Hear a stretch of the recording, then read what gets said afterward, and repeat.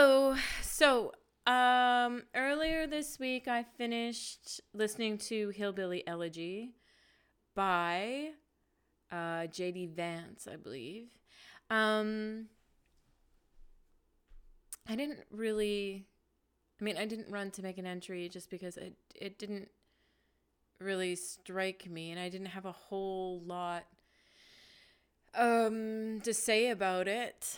I guess the one observation that he made about the lower classes and their sense of a lack of agency really rang true to me and my experiences, not only growing up in a blue collar home, definitely from the early part of my childhood anyway, up until probably my mid-teens.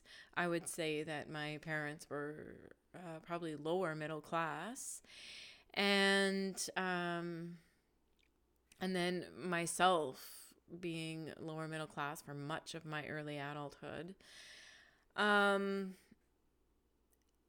think, and how many of the lower class children of blue collar workers that I teach and so on also exhibit many of the behaviors that he talks about, or many of the beliefs that he talks about, and about how those beliefs make it very difficult for anybody growing up in those circumstances to believe that they have an opportunity or a future even that is different from their current existence. And so I don't think I had even looked at it quite the way that he had, like with that kind of perception. I think it was interesting to me because I think my parents and just the culture that I grew up in. So even though we were poor and lower middle class, my parents were also religious, and our religion required that you understand that whatever happened to you, that was just God's will, and you had to make the best of it, and you were expected to make the best of it. Like you could never use it as an excuse. Like you couldn't say, like, I don't know, this bad thing happened to me and that's why I'm not being successful. You were always responsible for whatever happened to you. And so in that way, I think I kind of escaped some of that idea of what he refers to as being a belief system that says that you have no agency, that whatever happens is beyond your control.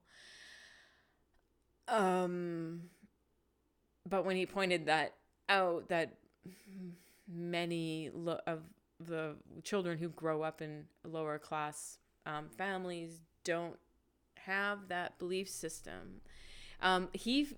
Because he grew up between two kind of dichotomous situations where his mother had a belief that whatever happened to her was beyond her control, and she just kind of accepted everything and just tried to escape it through addiction.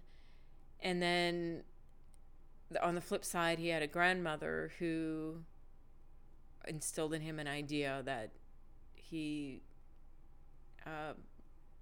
was responsible, or he could have agency over his life, and he attributed that to his mother having a religious kind of bent to it, or a religious understanding of the world, and how he thinks that there are some people who do get ahead, and there are some people who come from those kinds of backgrounds who do manage to get ahead, and it's because he thinks of that kind of religious background. Now, I should say, like, I do not hold to the religious beliefs that my parents do, but when he said that, I realized that I do hold to that value system that I am responsible for the things that I do and the things that happen to me.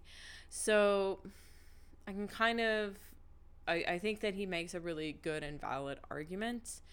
And I'm happy I took the time to listen to it just for that understanding, because I think it's kind of important to me and where I'm at in the world right now, or where I'm living, just to try and kind of understand some things that have been very difficult for me to wrap my head around in the current community that I live in. So I think it was helpful and it was meaningful.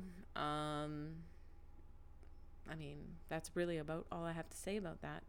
So if it's a topic that you're interested in, I think he makes a good argument, and he uses his own life as an entry point to make that argument, and that makes it interesting in its own way, I guess. I don't know. I certainly will never listen to it again. I don't regret spending the time, but at the same time, I'm not going to run around and recommend it to everybody. I don't think it was like brilliant, which is really strange because it really for a while was such a